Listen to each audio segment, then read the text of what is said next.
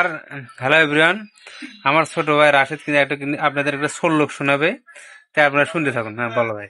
এটা শুধুমাত্র উজ্জ্বল ভাইয়ের দোকানে আসার জন্য এই কথাটা, মানে আমরা আসছি অনেকক্ষণ হচ্ছে দুপুর থেকে, সে শুধু বলতে আছে ঠান্ডা খাবে, তারপরে হচ্ছে রুটি খাবা, মানে আরো যা যা খাওয়ার জিনিস আছে সবকিছু ভাই হচ্ছে খাওয়াবে, কিন্তু এইভাবে বলতেছে ঠান্ডা কি নিয়ে আসবো খাবা, মানে মানে মেহমান আসলে মেহমানে যে বলা লাগে না যে খাওয়ার জন্য আলাদা করে যে নিয়ে এসে দিয়ে খাবে, যে ধরো তোমার জন্য তুমি আসছো দোকানে ছোট ভাই, তো তোমার জন্য একটা ঠান্ডা নিয়ে আসছি, ঠান্ডাটা খাও।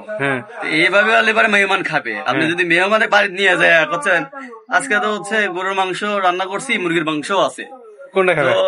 তুমি কি হচ্ছে গরুর মাংস খাবে নাকি মুরগির মাংস খাবে? মেহমানে কি এইভাবে হচ্ছে আলাদা আলাদা করে আপনি মাংস পাইটা হচ্ছে পাতে দিবেন? মেহমানে দুটা নিয়ে আসা লাগবে, মুরগির মাংস নিয়ে আসা লাগবে, গরুর মাংস নিয়ে আসা লাগবে, নিয়ে এসে দেওয়া লাগবে। না, আমার প্রশ্ন, আপনার দোকানে হচ্ছে সেই আমার প্রশ্ন হলো খাইবে কে রে? খাওয়ার জন্যই তো হচ্ছে বড় ভাই দোকানে বসে আছি, ঠান্ডা নিয়ে আসবেন, রুটি কলা পায় রুটি যা যা আছে সব নিয়ে আসবে, নিয়ে এসে ভাই নিয়ে আসছি খাও। এইভাবে হচ্ছে কি কেমনি অপমান যে খাইবে নাকি? আমার প্রশ্ন না, শোনো, কখনো না অভ্যাস নাই, ঠিক আছে?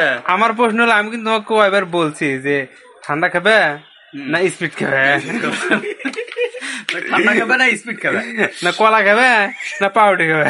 এখন ওইভাবে যদি হচ্ছে সে যদি বলে, তাহলে আমি হচ্ছে আমার মেহমান, এখন আমি তো ওইভাবে লজ্জা শরম উপেক্ষা করে তো বলতে হয় না যে ঠান্ডাও লিয়ে আসেন, কলাও লিয়ে আসেন, রুটিও লিয়ে আসেন, সবই খাবো। আপনার তো লিয়ে এসে দেওয়া লাগবে, তারপরে আমরা খাবো। তাই আমি নিয়ে আসবো এখন। অবশ্যই। কি খাবে? ঠান্ডা খাবে না কলা খাবে? ঠান্ডা খাবো, কলা খাবো, সবই খাবো।